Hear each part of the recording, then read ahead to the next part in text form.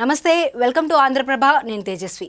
CM Revanth Reddy అస్వస్థతకు గురయ్యారు. ఆయన స్వల్ప జ్వరం, దగ్గు, జలుబుతో బాధపడుతున్నారు. జూబ్లీహిల్స్లోని ఆయన నివాసంలో ప్రస్తుతం ఆయనకు ట్రీట్మెంట్ జరుగుతోంది. కరోనా వ్యాప్తి నేపథ్యంలో డాక్టర్లు ఆర్టీపీసీఆర్ టెస్టులు నిర్వహించినట్లు తెలుస్తోంది. ప్రస్తుతానికి స్వల్ప జ్వరమే ఉందని, తీవ్రమైతే హాస్పిటల్కు తరలించేందుకు అధికారులు ఏర్పాట్లు చేస్తున్నారు.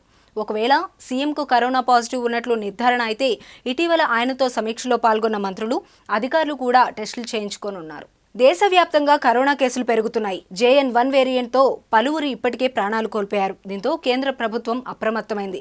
రాష్ట్రాలను అలర్ట్ జారీ చేసింది. కోవిడ్ కట్టడికి తీసుకోవాల్సిన జాగ్రత్తలను వివరించింది. మాస్క్ మస్ట్గా ధరించాలని సూచించింది.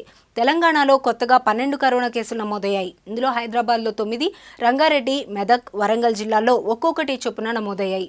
ప్రస్తుతం తెలంగాణలో పలు ఆసుపత్రుల్లో కరోనాతో 38 మంది ట్రీట్మెంట్ తీసుకుంటున్నారు. రాష్ట్రంలో కరోనా కేసులు పెరుగుతున్నందున చిన్నపిల్లలు, 60 ఏళ్లు పైబడిన వృద్ధులు జాగ్రత్తలు పాటించాలని వైద్యారోగ్య శాఖ సూచించింది. జ్వరం, జలుబు, దగ్గు, ఒళ్ళు నొప్పులు, శ్వాస తీసుకోవడంలో ఇబ్బందులు ఉంటే తక్షణమే కోవిడ్ టెస్టులు చేయించుకోవాలని సూచించింది.